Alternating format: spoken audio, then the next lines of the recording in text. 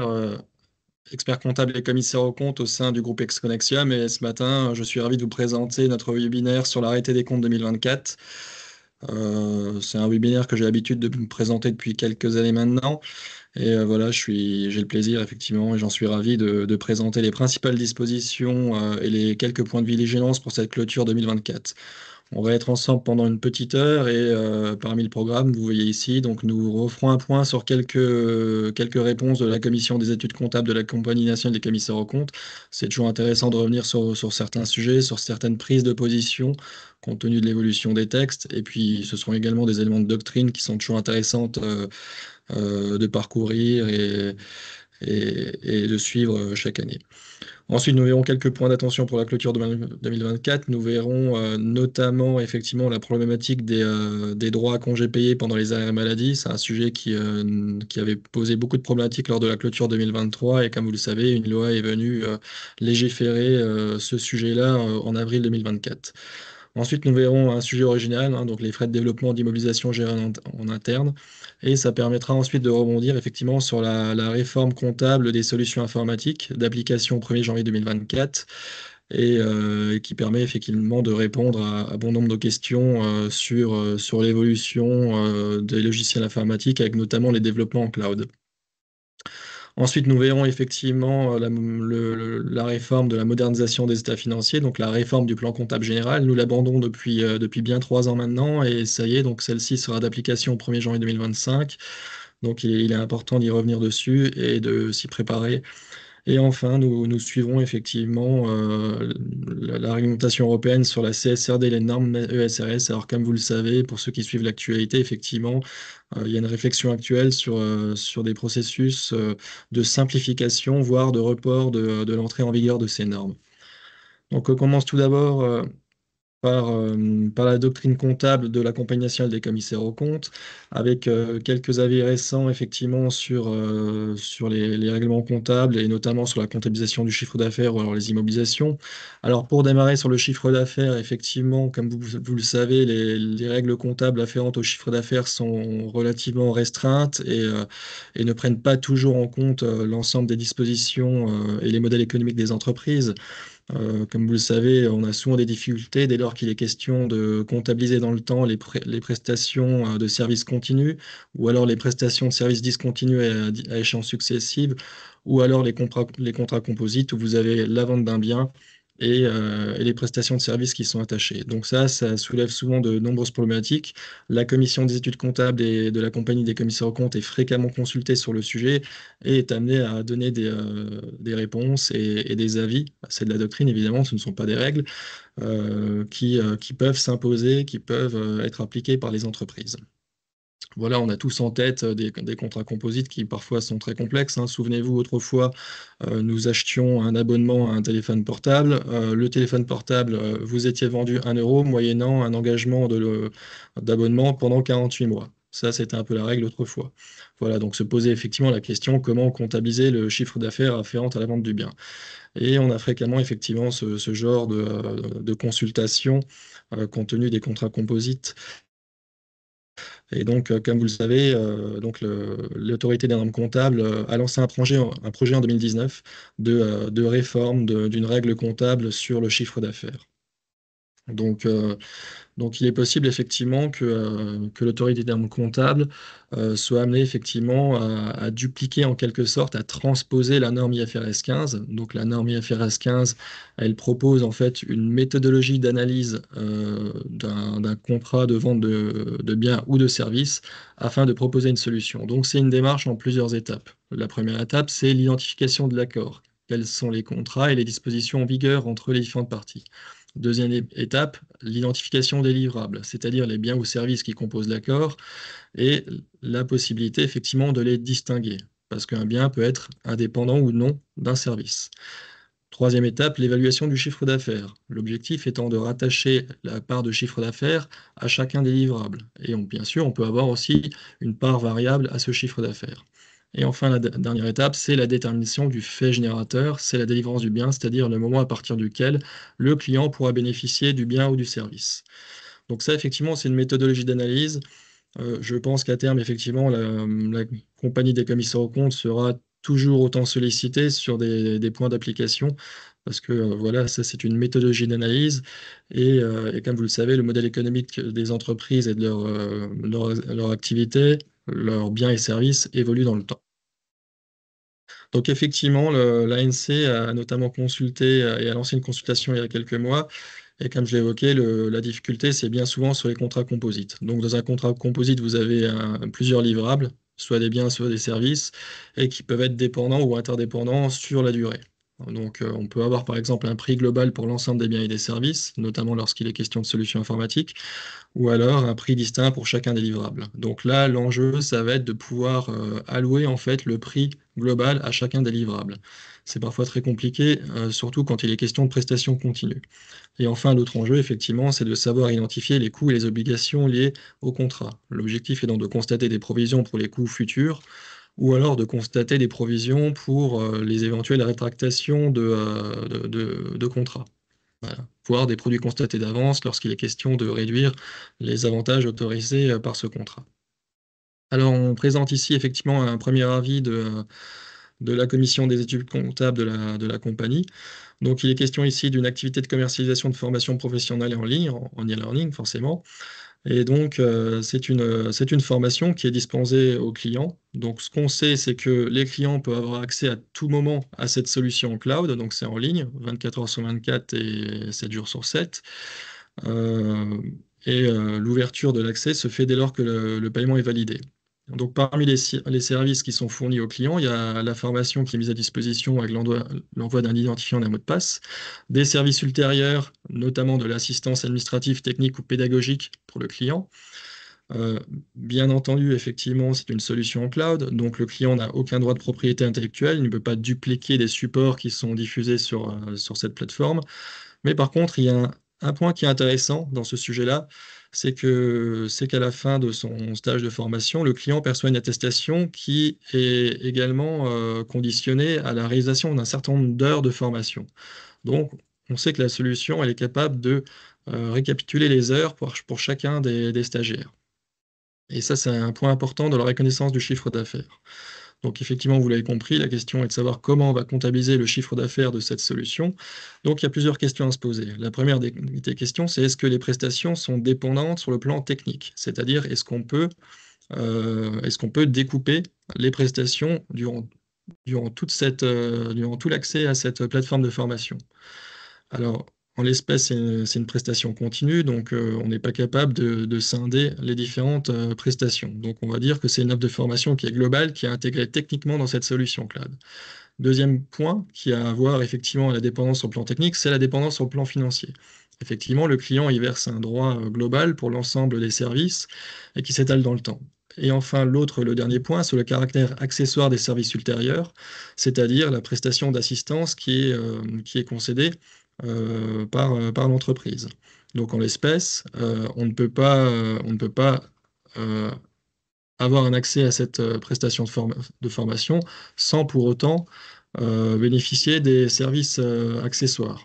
Et de la même manière, on ne peut pas uniquement recourir aux services accessoires sans la prestation de formation. Donc on considère qu'effectivement l'offre de formation est globale, tant la formation sur l'ensemble du temps, mais aussi le service accessoire qui est concédé par cette plateforme.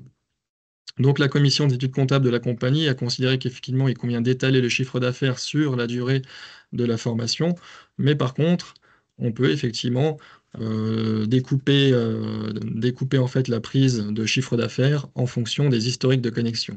Voilà, donc là on pourrait imaginer effectivement une approche statistique en fonction du nombre d'heures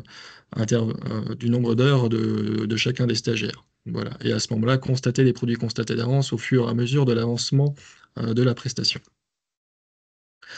On passe ensuite aux immobilisations. Donc là, j'aime bien revenir chaque année effectivement sur les bouleversements de la réforme comptable au 1er janvier 2005. Alors ça remonte maintenant forcément, mais voilà, ça induit certains réflexes, que ce soit tant dans la définition des actifs que dans les amortissements par composants, et ça a généré des problématiques assez conséquentes qui sont toujours en vigueur, notamment les problématiques d'amortissement par composants en fonction de la nature des biens, de leur typologie, de leur technicité, aussi sur les coûts internes qui peuvent être incorporés aux immobilisations. Et enfin, effectivement, problématique de dépréciation, c'est-à-dire d'évaluation ultérieure. Alors ici, on passe sur un avis de la commission des études comptables de la compagnie. Donc il est question effectivement d'un commercial va devoir faire l'objet dans le temps des obligations du décret tertiaire de 2019. Donc le décret tertiaire génère en fait des obligations de réhabilitation des locaux dès lors que les locaux à usage tertiaire excèdent une surface de 1000 m². L'objectif étant effectivement de réduire les émissions de gaz à effet de serre à horizon 2030, 2040 et 2050.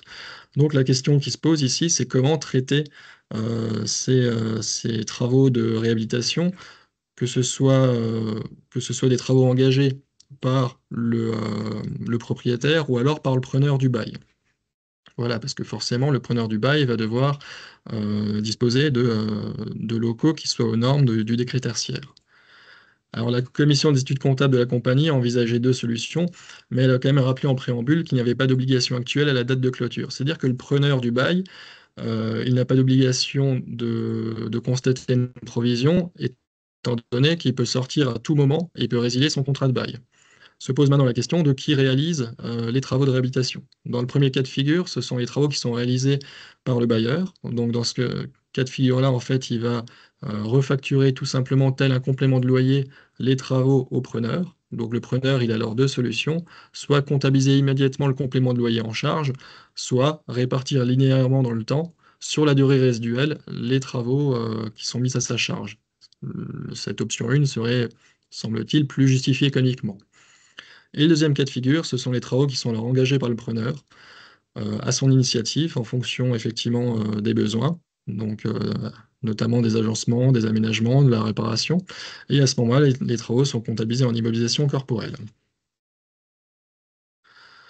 Ici, on a aussi un cas très intéressant avec un droit au bail relatif à des locaux à la suite de leur acquisition. Donc, nous avons à l'origine de la création d'une ACRL l'acquisition d'un droit au bail pour l'utilisation d'un bail commercial de l'ancien exploitant. Donc, lorsque le propriétaire est rentré dans le local, il a dû payer un droit au bail à l'ancien exploitant. Donc, le droit au bail, comme vous le savez, c'est une immobilisation incorporelle qui ne s'amortit pas. Et ensuite, en N-4, donc, il a acquis définitivement les locaux. Donc, et à ce moment-là, il a fait une petite erreur, on va dire, c'est qu'il a maintenu le droit au bail et l'actif du bilan sans les amortir. Donc, à l'actif du bilan, on se retrouve avec un droit au bail qui est le droit au bail initial, et on se retrouve avec la valeur du bien en immobilisation corporelle. Et on sait qu'au cours de l'année N, il cède les locaux commerciaux. Et en même temps, on nous dit ici qu'effectivement, il décide de transformer la société en SAS. Mais bon, ça, c'est plutôt une question accessoire à notre sujet sur les règles comptables. Donc la question qui se pose ici, c'est comment comptabiliser en N-4, enfin surtout en N, pardon, cette correction d'erreur qui est intervenue en N-4.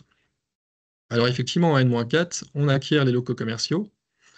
Donc de ce fait, le droit au bail qui avait été réglé à l'origine est considéré par la commission des études comptables comme une composante du coût d'acquisition global. Donc ce droit au bail aurait dû être intégré à la valeur des immobilisations corporelles et être amorti sur leur durée d'immobilisation.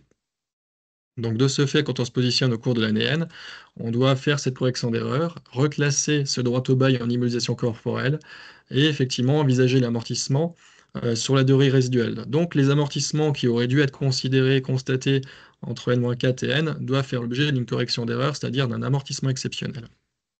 Voilà, ce qui vient forcément corriger la valeur nette comptable du bien au moment de la cession des locaux. Ici, nous avons un cas sur le classement comptable de, de coûts de production qui sont engagés pour une durée inférieure à 12 mois. Donc il est question d'une entité à but non lucratif qui crée des spectacles.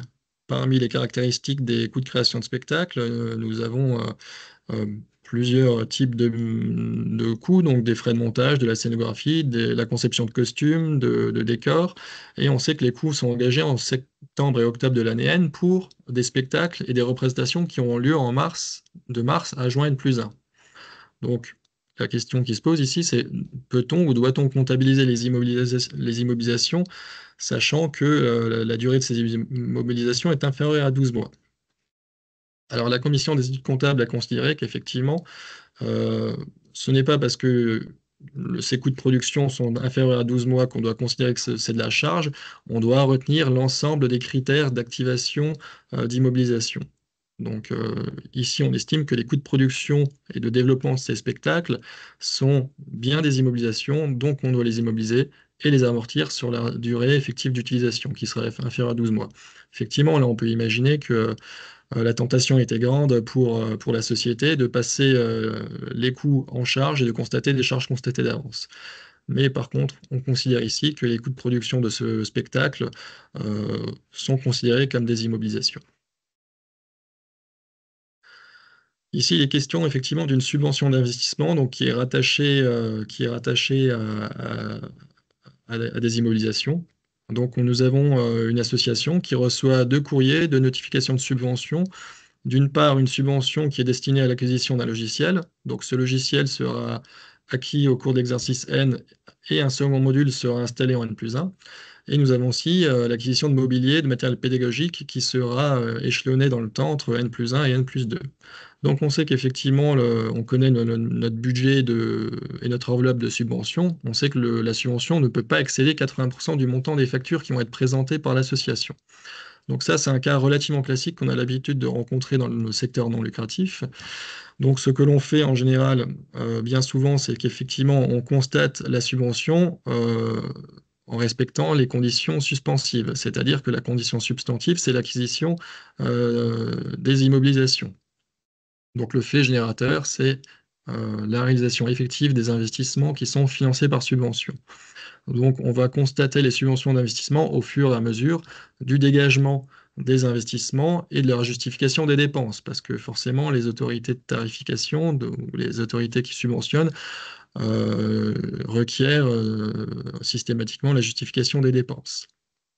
Donc c'est un cas relativement pratique, enfin assez banal, mais c'est intéressant de noter ici qu'il y a un point important, c'est que dans l'index des comptes, dans les engagements financiers, il faut noter dans les engagements reçus le montant total de la subvention qui a été notifiée à l'entreprise. Et ça, parfois, on ne le fait pas systématiquement. Nous allons passer ensuite au point d'attention pour la clôture 2024. Alors ici, je vais revenir effectivement sur les aides mises en place dans le contexte de crise énergétique. C'est un bref rappel, on l'avait déjà évoqué par le passé, que ce soit pendant la période Covid ou alors pendant la crise énergétique. Donc, lorsque l'entreprise fait une sollicitation directe, comme par exemple le guichet d'aide au paiement des factures, les aides qu'elle perçoit sont à comptabiliser dans le poste de subvention d'exploitation, car c'est de la subvention directe sur sollicitation directe de la part de l'entreprise. Par contre, les autres dispositifs comme l'amortisseur électricité ou alors la limitation du prix d'électricité à 280 € du mégawattheure, là, ce sont les énergéticiens qui vont déduire les aides de leur facture d'énergie. Donc à ce moment-là, comme ce sont des déductions des factures, ces aides sont comptabilisées en moins des charges d'exploitation. Et enfin, parmi les autres dispositifs d'aide et de soutien, nous avions tout simplement le report ou l'étalement de paiement des factures énergétiques. Donc celle-ci, on est sur de simples étalements des échéances dans le temps, donc il n'y a pas d'incidence comptable. Je l'ai évoqué en préambule, ce qui nous a fait beaucoup parler lors de la clôture 2023, c'est le risque sur les droits à congés payés, sur les arrêts maladie. Donc souvenez-vous, le 13 septembre 2023, la Cour de cassation prononce deux arrêts qui remettent en cause effectivement et qui alignent le droit français sur le droit européen, à savoir la constatation de droits à congés payés sur les arrêts maladie. Donc effectivement, on s'en est suivi plusieurs mois de débat et le 22 avril 2024 a été promulguée la loi dite DDADUE, donc la loi de diverses dispositions d'application au droit de l'Union européenne, qui stipulait notamment, qui régissait ces fameux droits à congé sur les arrêts maladie. Donc parmi les principales dispositions, c'était la rétroactivité. Donc le législateur français a prononcé la rétroactivité au 1er décembre 2009, qui était donc la date à laquelle l'Union européenne avait statué sur ces fameux droits à congés payés. Donc vous voyez, c'est la difficulté déjà, c'est de recenser les éventuels droits depuis le 1er décembre 2009. Donc ça, c'est un point important. Pour les salariés qui ont quitté l'entreprise, ils ont un délai de prescription de 3 ans. C'est-à-dire que tout salarié qui a quitté l'entreprise plus de 3 ans avant la loi du 22 avril 2024 ne peut plus intenter de recours contre l'entreprise. Et enfin, un autre point important, c'est le délai de forclusion de 2 années. Donc, ce qui veut dire que les recours devront être intentés par les salariés avant le 24 avril 2026. Donc, ça nous donne un peu notre fenêtre de tir pour apprécier les dispositions. Donc, parmi les questions à se poser, effectivement, et c'est un rappel de la clôture 2023, c'est que la décision de la Cour de cassation du 13 septembre 2023 est le fait générateur du passif. On sait à ce moment-là qu'il y a un risque de remise en cause et de requalification de ces droits à congés payés sur les arrêts maladie. Donc après, effectivement, entreprise par entreprise, il faut se poser des questions pour savoir comment valoriser les risques. Donc effectivement, on recense les salariés concernés, on essaye d'identifier les périodes et les durées des arrêts maladie de ces salariés, et on essaie d'estimer soit les possibles recours, soit effectivement on constate les recours parce que les salariés ont tout simplement fait les demandes. Avec bien entendu cette rétroactivité au 1er décembre 2009. Et pour les salariés qui ont quitté l'entreprise de plus de 3 ans, effectivement, on ne retient que les salariés qui ont quitté l'entreprise de moins de 3 ans, avec bien sûr ce délai de forclusion. Donc, c'est-à-dire que le 24 avril 2026, effectivement, il n'y aura plus de recours possible. Donc, effectivement, ça, ce sont les dispositions que vont devoir retenir les entreprises pour évaluer leurs provisions ou leurs dettes à leur clôture d'exercice. Et puis, bien sûr, une information dans l'annexe sera bienvenue pour préciser en fait les hypothèses et les critères qui ont été retenus pour constater une provision ou une dette. Alors ici, vous avez un arbre de décision qui permet effectivement de savoir comment se positionner par rapport à ceci. Alors là, sur ce premier arbre, je vais le commenter rapidement. Donc, il est question effectivement des salariés qui sont toujours en poste au jour de la promulgation de la loi. Donc, effectivement, pour ces salariés-là, la rétroactivité remonte jusqu'au 1er décembre 2009. Ensuite, il faut se poser la question, est-ce que ces salariés ont porté recours ou non? Et ensuite, s'ils n'ont pas porté recours, quel est le risque qu'ils le fassent?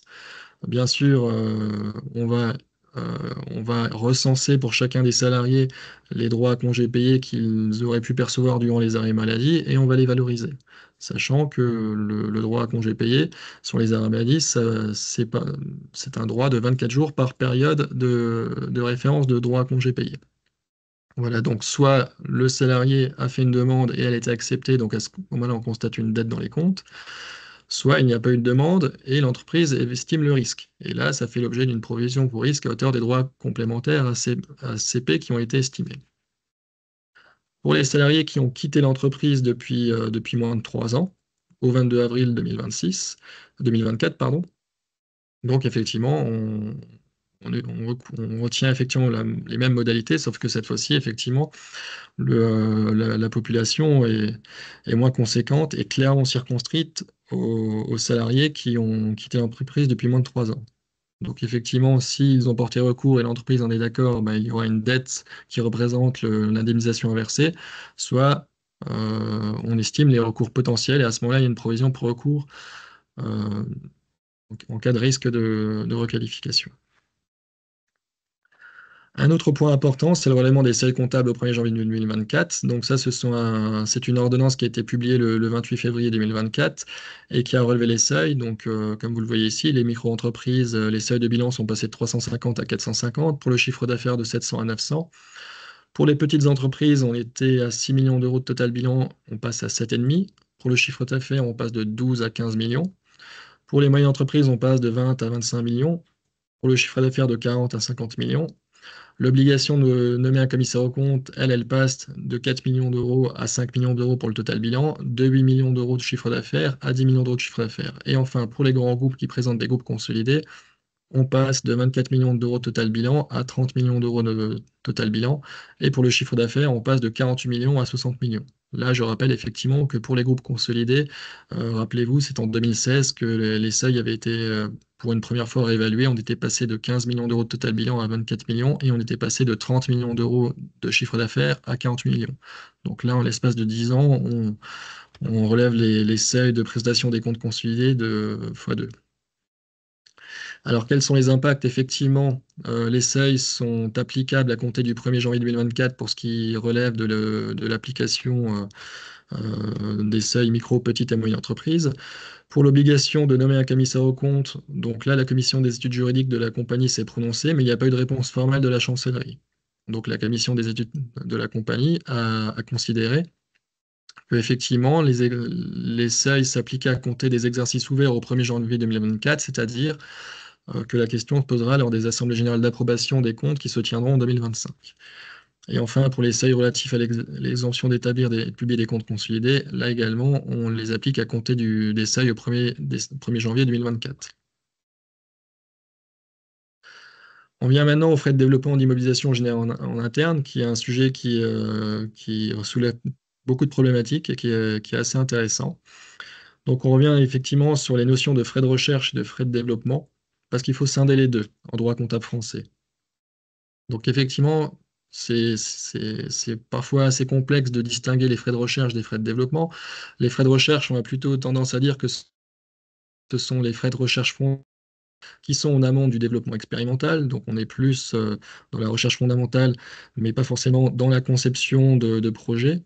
Donc là, effectivement, ces frais de recherche sont obligatoirement comptabilisés dans les charges de l'entreprise et il n'est pas possible de revenir dessus ultérieurement quand on a considéré que ces frais de recherche avaient permis de lancer des développements. Voilà, les frais de recherche, quel que soit le moment à laquelle on les a lancés, ça reste des frais de recherche à constater dans les charges.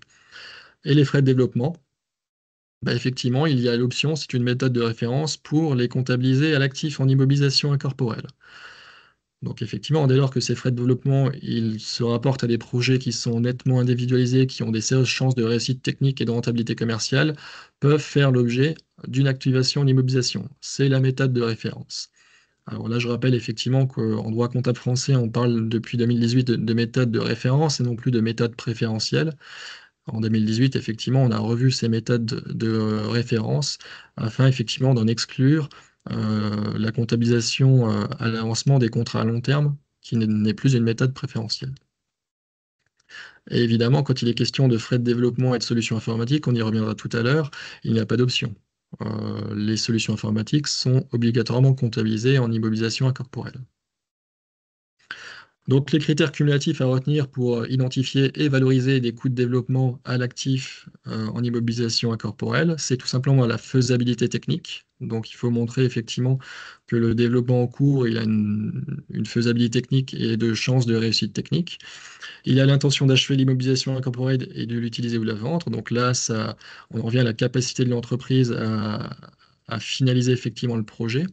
Il faut démontrer que le projet, il a de sérieuses chances de réussite commerciale et financière, donc il va générer des avantages économiques futurs probables. Donc, imaginons effectivement l'entreprise qui met en place une solution permettant de déterminer quel est le taux de rentabilité interne ou alors la valeur actuelle nette à l'issue de ce projet. Donc, elle va déterminer quels sont les flux futurs de trésorerie et elle va concevoir effectivement la finalisation de ce projet ou non. Et enfin, il faut la disponibilité des ressources, qu'elles soient techniques, financières ou autres. Et là, c'est assez important parce que parfois, effectivement, on voit des projets qui semblent viables techniquement. Par contre, l'entreprise n'a pas forcément les finances pour mener à bien, effectivement, le développement de ce projet, puis la commercialisation. Et enfin, un dernier critère qui est important, il faut que l'entreprise soit en mesure d'évaluer de manière fiable les dépenses qui sont attribuables au coût de développement des immobilisations incorporelles. Donc, parmi les difficultés d'application, effectivement, il y a, au jour où on se prononce, parfois des incertitudes sur la faisabilité technique des projets spécifiques. Il y a aussi la date à laquelle ces critères sont considérés comme remplis. Et donc, à partir de la date à laquelle on va pouvoir constater des dépenses dans les coûts des immobilisations incorporelles. Et enfin, la capacité du projet, effectivement, à terme, à permettre à l'entreprise de bénéficier d'avantages économiques futurs. Voilà. Donc tout ça, effectivement, ce sont parfois des critères qui peuvent être subjectifs, qui font appel au jugement euh, de la société, de son expert comptable, de son commissaire aux comptes. Et donc là, il est quand même recommandé, effectivement, de préciser dans l'annexe des comptes, lorsque c'est significatif et pertinent, les critères et les conditions d'activation de ces frais de développement. Ici, on a un cas de la commission des études comptables de la compagnie, je l'avais évoqué l'an dernier. Donc, c'est une société qui conçoit un dispositif médical. Donc, ce dispositif médical, effectivement, il nécessite pour la commercialisation en Europe un marquage CE. Au jour de la question, la société n'a pas encore ce marquage CE. Par contre, elle sait qu'elle peut commercialiser le produit dans le monde entier. Et dans le monde entier, on n'aura pas forcément besoin de ce marquage CE. Et en fait, le contexte il est particulier parce que cette société-là comptabilisait systématiquement les frais de développement en charge et ne les immobilisait pas. Par contre, l'un de ses financeurs significatifs, donc on imagine un fonds d'investissement qui intervient pour financer le développement, lui, il exige que la société constate ses frais de développement à l'actif. Donc la question qui se pose, c'est est-ce que cette société peut comptabiliser ses frais de développement à l'actif? Donc la commission d'études comptables de la compagnie s'est prononcée et elle a estimé qu'au jour où elle s'est prononcée, que le fait de ne pas disposer encore du marquage CE ne posait pas de problème, étant donné que la société avait d'autres débouchés dans d'autres pays en dehors de la zone de l'Union européenne. Donc ça permettait effectivement de disposer du critère d'activation. Et puis bien sûr, elle dispose des ressources appropriées, notamment financières, avec l'entrée d'un fonds d'investissement. Donc effectivement, au jour où la société se pose la question, elle peut activer les frais de développement.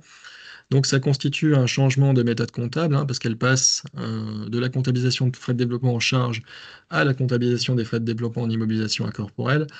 Donc de ce fait, c'est un changement de méthode et l'application d'une méthode de référence. Donc elle n'a pas à justifier l'application de cette méthode. Par contre, la difficulté pour les frais de développement, c'est qu'on ne peut pas appliquer un changement de méthode de manière rétrospective, parce qu'une société ne peut pas identifier l'intégralité des développements qu'elle a réalisés depuis son origine et les constater lors d'une clôture d'exercice en immobilisation incorporelle. Donc l'application de ce type de changement de méthode pour les frais de développement, c'est uniquement l'application prospective, donc à compter de la clôture N. Autre cas ici, c'est des coûts externes qui ont été engagés pour la création d'une marque. Donc là, effectivement, une société a développé une marque en interne. Alors, elle développe une marque en interne en recourant à une agence de communication. Donc l'agence de communication va trouver un nom, un logo, des signes distinctifs de cette marque. Donc la question que la société a posée, c'est est-ce qu'elle peut activer ses coûts de développement externes en coût de développement de marque. Donc là, effectivement, depuis la nouvelle définition des actifs au 1er janvier 2005, souvenez-vous, euh, c'était à l'époque, elle s'était prononcée contre l'activation interne, enfin l'activation des coûts internes de développement de marque, tout comme les clientèles, les marques et tous les autres éléments incorporels du fonds commercial. Donc là, je distingue bien le fonds commercial du fonds de commerce, hein, ce n'est pas la même chose. Donc effectivement, une marque ne peut pas être générée en interne. Par contre, effectivement, on peut acquérir une marque et bénéficier des royalties afférentes. C'est pas pareil. Voilà. Une marque propre à l'entreprise doit toujours être comptabilisée dans les charges. Là, on a un point intéressant sur la convergence fiscalo-comptable. Et on a un arrêt du Conseil d'État du 26 juillet 2023 qui a confirmé la convergence entre la fiscalité et la comptabilité. C'est-à-dire que la fiscalité devra automatiquement suivre l'option qui a été retenue comptablement. Alors le contexte est un peu insolite. C'est une société, une start-up qui crée des développements pour des produits agricoles. Et, euh, et en fait, elle comptabilisait ses frais de développement en charge. Par contre, elle demandait un crédit d'impôt recherche qui était relativement important. Donc l'administration fiscale est venue contrôler cette entreprise et elle a tout simplement remis en cause la comptabilisation des frais de développement en charge, prétextant effectivement que l'entreprise bénéficiait du crédit d'impôt recherche, donc que ses produits avaient une chance de réussite technique et commerciale. Donc là, le Conseil d'État s'est prononcé effectivement sur la convergence entre la fiscalité et la comptabilité. Donc dès lors euh, on retient la méthode de comptabilisation en charge des frais de développement, la fiscalité doit suivre ce traitement. Et ça, c'est un point important. On passe maintenant au règlement 2023-05 de l'autorité norme comptable sur les solutions informatiques, qui suit un peu les frais de développement en interne. Euh, donc effectivement, on avait une méthode comptable qui était relativement ancienne et qui s'appliquait au logiciel, avec les logiciels qui étaient créés en interne ou qui étaient acquis par l'entreprise. Sauf que vous avez vu quand même ces dernières années que les coûts de développement logiciel ont évolué de par leur forme. De nos jours, on a fréquemment accès à des plateformes en mode SaaS auxquelles on nous donne un droit d'accès, et là se pose la question du transfert de propriété. comme on l'a vu tout à l'heure avec la plateforme de formation, le client ne peut pas, n'a pas de droit de propriété sur les supports de formation qui sont présentés. Donc effectivement, il y a de nombreuses problématiques et là, l'autorité des normes comptables a en quelque sorte transposé la, la position que l'on a au niveau des normes internationales IFRS. Donc il y a eu plusieurs décisions du comité d'interprétation des normes internationales en 2019 et en 2021 et l'autorité des normes comptables l'a transposé à partir de 2022 et 2023 pour en faire une norme comptable applicable le 1er janvier 2024. Donc effectivement, qu'est-ce qu'une solution informatique? Donc là, effectivement, on a une nouvelle définition de logiciel, hein. Donc on nous dit qu'une solution informatique, c'est un ensemble organisé de fonctionnalités logicielles aptes à satisfaire les besoins des utilisateurs. L'objectif étant de stocker, manipuler, transformer, produire, sécuriser, transmettre ou accéder à des données. Donc là, on a une notion qui est beaucoup plus large, beaucoup plus vaste que le simple logiciel. Donc ça peut être un projet unique ou un ensemble de sous-projets. Il n'y a pas de substance physique et c'est bien là toute la difficulté parfois d'identifier et de valoriser des coûts de développement logiciel. Et puis effectivement, ça peut être des solutions qui sont soit acquises, soit créées par l'entreprise. Et il est aussi important de noter qu'il n'y a pas d'insistance du mode d'hébergement de la solution. Euh, voilà, on peut avoir du logiciel, on va dire en dur, mais aussi du logiciel en mode SaaS, IaaS ou PaaS. Voilà. Alors les critères d'inscription à l'actif sont identiques que pour les frais de développement. Là, par contre, la principale nuance, c'est effectivement que dès lors qu'on remplit les critères, l'activation des coûts de développement de solutions informatiques en immobilisation corporelle est une obligation. Ce n'est pas une option de l'entreprise. Donc ici, on a un diagramme qui permet de se poser les bonnes questions et on voit effectivement que l'autorité des normes comptables est relativement cohérente avec les positions de la commission des études comptables de la compagnie des commissaires aux comptes de ces dernières années. Ces dernières années, la commission a été fréquemment consultée pour ce type de problématique de développement de logiciels en interne ou acquise. Donc, sur les solutions informatiques, lorsqu'elles sont utilisées en l'état, elles peuvent être acquises sous forme de licence, par exemple. Donc là, effectivement, on les active en immobilisation incorporelle et on les évalue au coût d'acquisition. Ça va, c'est relativement simple et c'est une méthode que l'on connaît. Par contre, se poser la question, quand c'est une mise à disposition via un contrat conférant un droit d'accès. Donc là, il faudra faire attention, il faudra bien distinguer la charge pour la rémunération de la prestation du service continu. Voilà, parce qu'effectivement, vous avez accès à une plateforme. Et et un jour, on vous coupe les accès. Et enfin, de la même manière, nous avons les solutions informatiques qui sont développées par l'entreprise, donc soit à partir de solutions existantes, soit qui sont développées intégralement. Donc là, évidemment, l'option est de comptabiliser les immobilisations incorporelles au coût de développement. Se posera aussi la question des charges de rémunération d'accès à des solutions. Donc, ce qui est toujours compliqué et parfois assez subjectif, c'est de déterminer les différentes phases et les coûts associés au développement de ces phases. Donc, effectivement, les études préalables qui permettent de définir les objectifs, les contraintes le- et on va dire le cahier des charges hein, de cette solution informatique relèvent de la charge. Le design, la conception détaillée du projet, là, on entre un peu plus dans le projet et on va considérer qu'on pourra l'immobiliser. Le développement, la configuration, les paramétrages, les interfaces, évidemment, ça, c'est du coût de production de l'immobilisation corporelle. La mise en service effective également, parce que ça génère des frais hein, de mettre en service un logiciel chez un client. Et enfin, la maintenance, la mise à niveau et les améliorations postérieures à la mise en service. Donc là, on sera plutôt sur la charge. Et pour les mises à niveau et les améliorations postérieures, il faudra poser la question si on remplit bien les critères, parce qu'on pourra évidemment considérer qu'on est à nouveau dans du coût de développement de solutions informatiques.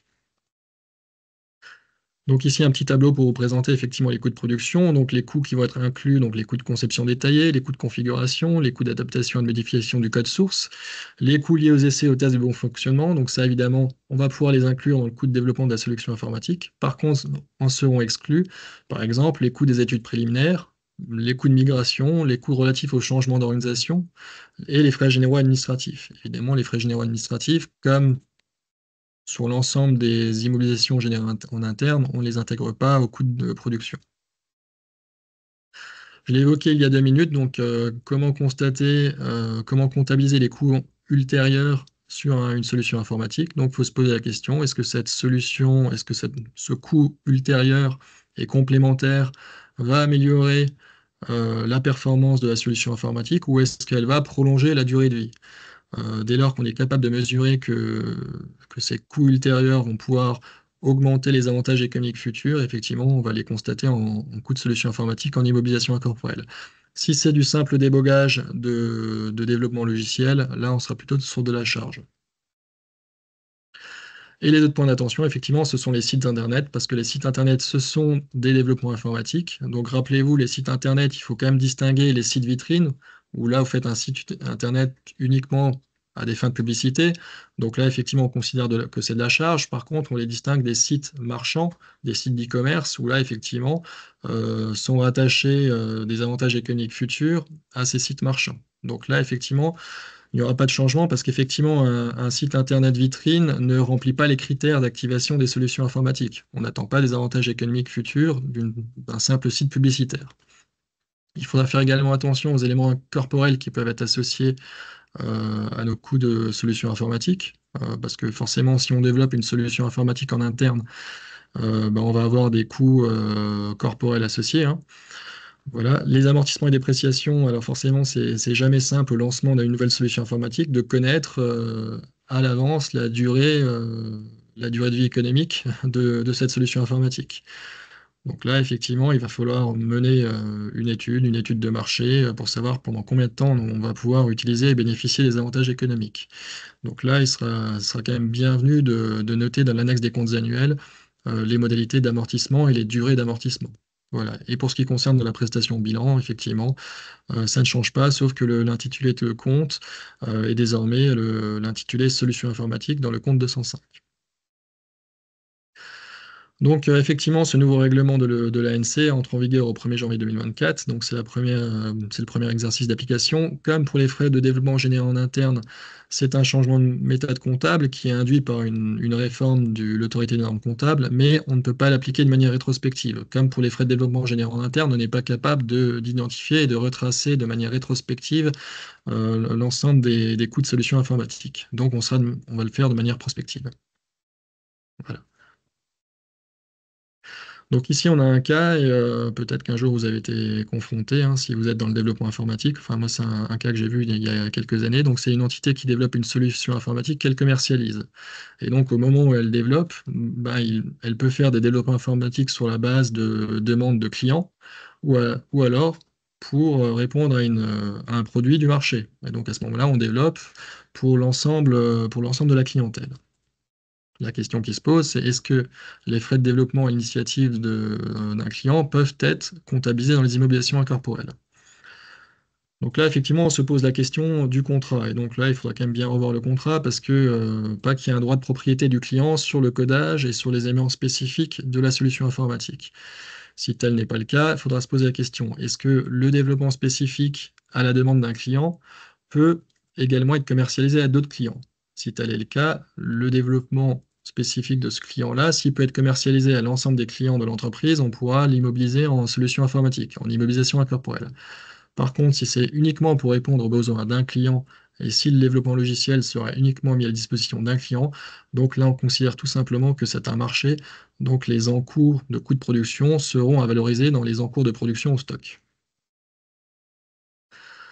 On passe maintenant au règlement ANC 2022-06, dit de modernisation des états financiers. Donc, comme vous le savez, ça fait depuis 3 ans maintenant qu'on parle de cette réforme du plan comptable général, qui est quand même une réforme d'ampleur, et donc qui sera d'application au 1er janvier 2025.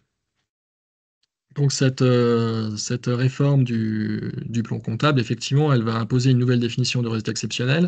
Elle supprime la technique de transfert de charge. Elle va maintenir un seul plan de compte et elle va revoir la nomenclature du plan de compte, qui sera une nomenclature un peu plus allégée. On va avoir également une simplification des modèles de bilan et de compte de résultat, avec la suppression de certains modèles qui étaient parfois jugés obsolètes. On va avoir une réorganisation de la partie du plan comptable général qui est consacrée à l'annexe, avec cette fois-ci une réglementation un peu plus forte. Et enfin, on va proposer un modèle de tableau de flux de financement ou un tableau emploi ressources qui sera mentionné dans l'annexe des comptes annuels. Donc, je reviens effectivement sur la nouvelle définition de reste exceptionnel. Donc, à compter du 1er janvier 2025, le reste exceptionnel comporteront les opérations dites majeures et inhabituelles. Majeures, c'est-à-dire qui est susceptible d'influencer la lecture des comptes du côté de l'utilisateur des comptes. Et inhabituel, c'est-à-dire qui n'a pas eu lieu au cours des 5 derniers exercices. C'est un critère qui est proposé par le texte et qui a peu de chances de se reproduire à nouveau. Donc, parmi quelques exemples, la cession d'un outil de production à la suite d'un changement d'activité, l'abandon d'une activité, une expropriation, une cyberattaque. Donc, tout ça, ce sont des éléments majeurs et inhabituels. Donc, une fois de plus, on fait appel au jugement pour qualifier effectivement si une opération est considérée comme étant majeure et inhabituelle. Sachant que ici, l'ANC précise bien que les opérations qui habituellement ont été constatées dans le reste courant ne pourront pas être classées en reste exceptionnel sous prétexte qu'il y a eu un élément majeur inhabituel. Souvenez-vous, c'était la position de l'ANC lors de l'événement Covid.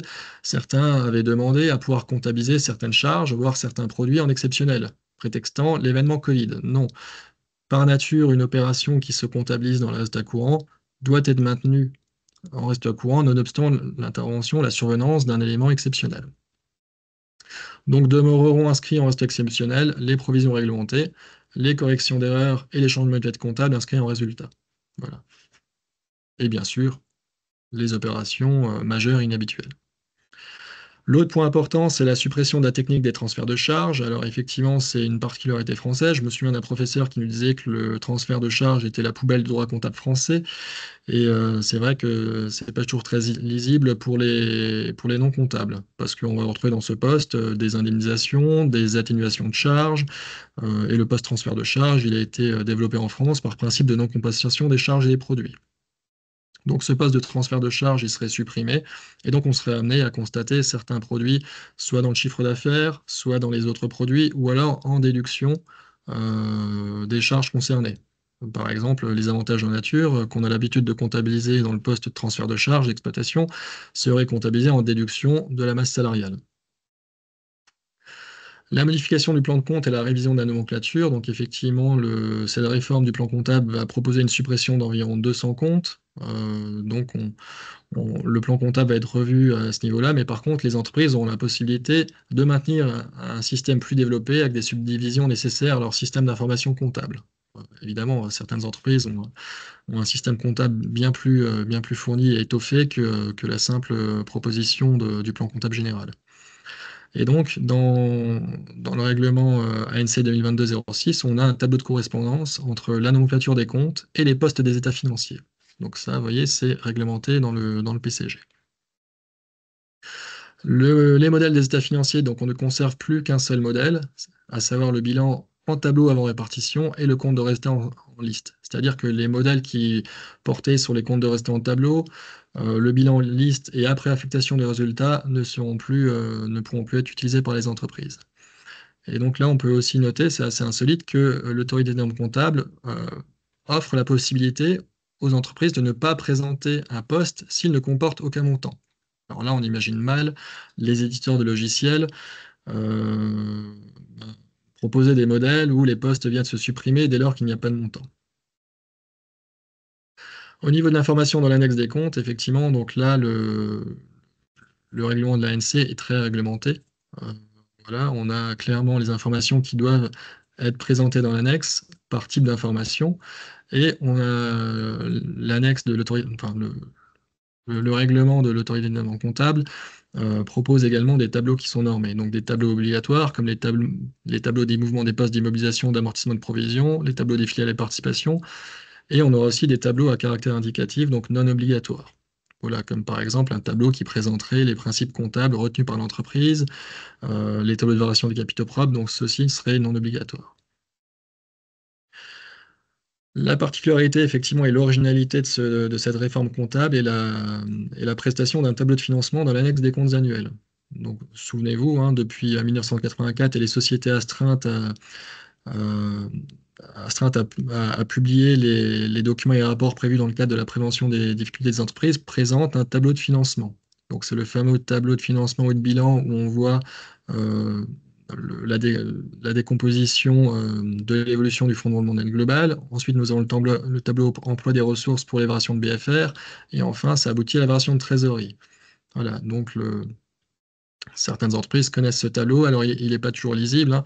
C'est pourquoi il serait aussi possible d'utiliser un tableau de flux de trésorerie où là, on a une décomposition du flux de trésorerie en fonction des flux de trésorerie relatifs aux activités, aux investissements et au financement, qui est beaucoup plus lisible et qui est quand même plus fréquemment utilisé dès lors qu'on essaie de comprendre les évolutions de trésorerie d'une société. Donc, effectivement, ce tableau devrait être présenté obligatoirement dans l'annexe des comptes annuels. Donc là, effectivement, il faudra que les éditeurs de logiciels fassent les paramétrages nécessaires pour avoir un maximum d'informations qui soient proposées dans ce tableau de financement. Parmi les modalités de première application, donc là, c'est quand même important de noter que au 1er janvier 2025 et donc au 31 décembre 2025, il ne sera pas nécessaire de retraiter la colonne N-1 des comptes annuels. C'est-à-dire que la- les comptes au 31 décembre 2024 pourraient être laissés en l'état. Alors que souvenez-vous, lorsqu'il y a eu la réforme du plan comptable associatif, le règlement 2018-06 au 1er janvier 2020, les associations ont dû présenter trois colonnes. Une colonne N-1 selon le nouveau règlement et une colonne N-1 selon l'ancien règlement. C'était assez complexe et les éditeurs de logiciels n'avaient pas forcément prévu cette manipulation-là. Donc, les associations, les entités du secteur non lucratif ont dû bien souvent préparer des maquettes sous Excel. Donc, il faut quand même noter effectivement que cette réforme du plan comptable général va toucher l'ensemble des secteurs et d'ores et déjà, effectivement, les règlements spécifiques pour certains secteurs, comme les organisations syndicales, les entreprises du secteur bancaire, les organismes de logement social, ont déjà vu leur règlement comptable évoluer pour tenir compte effectivement de cette évolution du plan comptable général. Et donc, la date d'entrée en vigueur, ce sera effectivement le 1er janvier 2025. On vous fait également une présentation aujourd'hui de la réglementation européenne sur la CSRD et les normes ESRS. Donc effectivement, je rappelle quand même aujourd'hui que, comme vous le savez, depuis quelques mois, et notamment depuis le rapport de Mario Draghi, il y a une réflexion sur une possible simplification, voire un report des textes qui sont entrés en vigueur. Voilà, donc effectivement, l'origine de la CSRD, donc c'est l'obligation de publier un rapport de durabilité, c'est tout simplement le pacte vert européen, le Green Deal.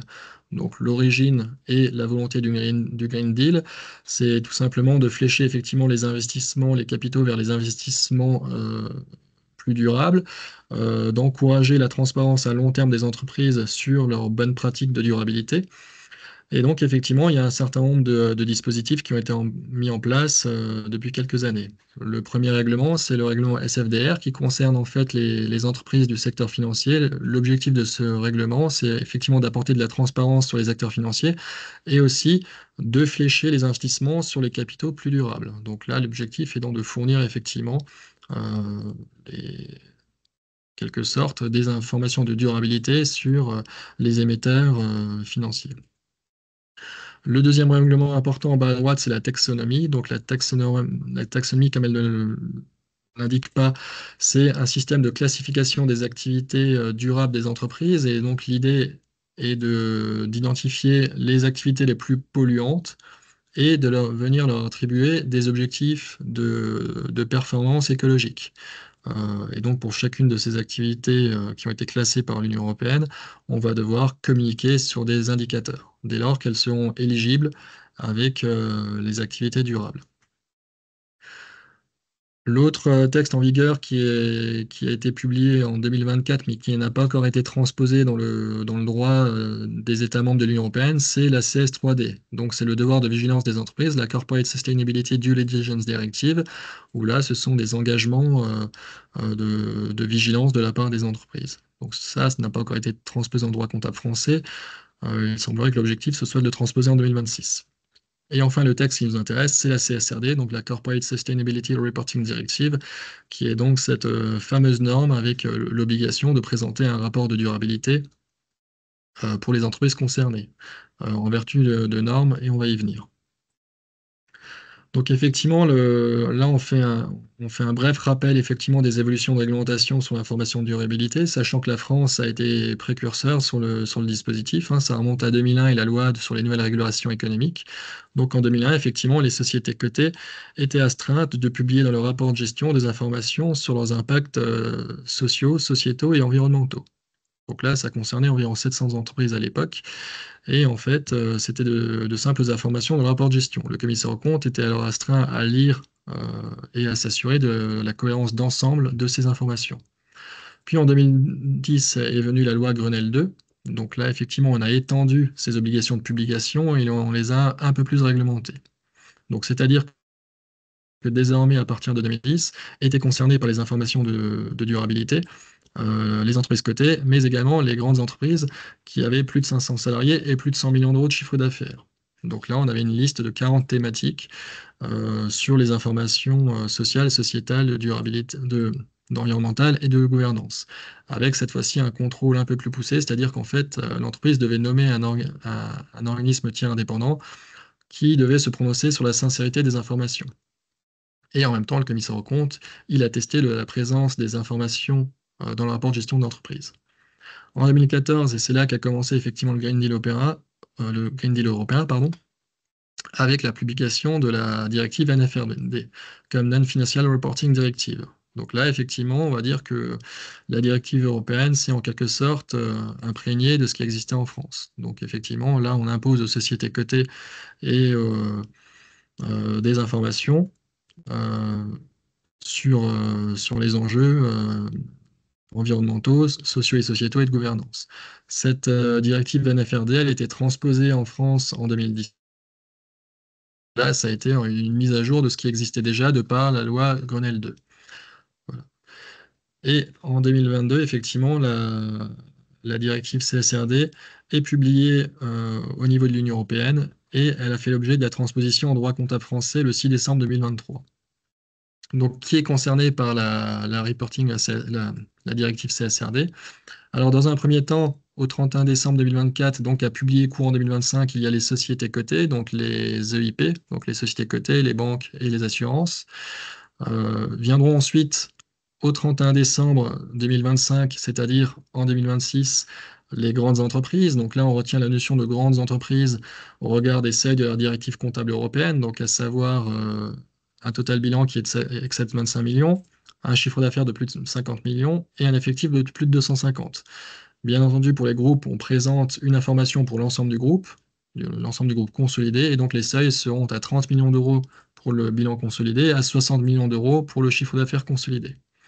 Ensuite, en 2027, mais là c'est moins important, donc là il sera question des PME qui sont cotées, donc les PME, c'est-à-dire inférieures au seuil qu'on vient de désigner, mais cotées. Donc là il sera question de publier en 2027 des informations sur la clôture au 31 décembre 2026. Et enfin, en 2028, sur les clôtures au 31 décembre 2027, nous aurons les filiales européennes ou les succursales européennes de sociétés cotées étrangères, donc hors Union européenne.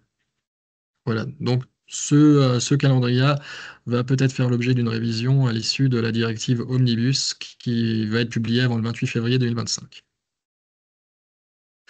Donc, parmi les thèmes couverts par la CSRD, donc effectivement, il y a l'environnement, le social, sociétal et la gouvernance. Donc, il existe des normes de durabilité qui ont été publiées par l'IFRAG. Ce sont les normes ESRS, comme European Sustainability Reporting Standards, qui ont été publiées par l'IFRAG. Donc, l'IFRAG, c'est l'organisme de normalisation de l'Union européenne. Et donc, nous avons des normes pour chacun des thèmes. Donc, aujourd'hui, nous avons deux normes transversales, deux normes générales. Et nous avons 10 normes thématiques sur les thèmes de l'ESG. Voilà. Et est en cours de préparation des normes sectorielles. Il y aurait 39 normes sectorielles en cours de préparation. Donc là, on les attend en application d'ici 2028. Donc, comment appliquer une norme ESRS? Donc, effectivement, une norme ESRS est très réglementée, très codifiée. Donc, pour chaque norme ESRS, on va devoir expliquer la gouvernance de l'entreprise, c'est-à-dire quelle est la responsabilité des organes de gouvernance, les procédures et les processus de mise en place euh, des enjeux de durabilité au regard de la norme. Il y aura aussi une description de la stratégie. Quelle est la stratégie à moyen terme et long terme de l'entreprise face à cette thème, aux thématiques de la norme? Il y a la gestion des IRO. Donc les IRO, ce sont les impacts, les risques et les opportunités relatifs aux enjeux de durabilité. Et enfin, il y aura les indicateurs et objectifs que devront s'assigner les entreprises et qui devront faire l'objet d'indicateurs extra-financiers.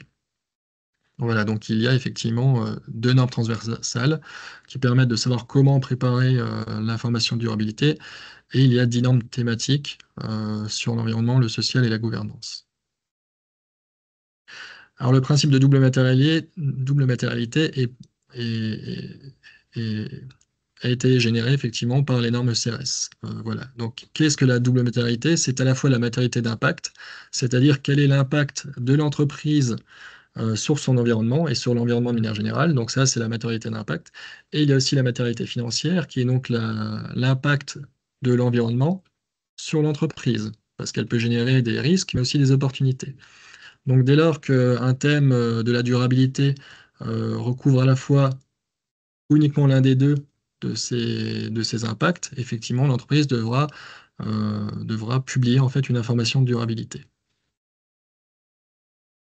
L'autre point important, c'est la chaîne de valeur et c'est toute la difficulté d'application de ces normes.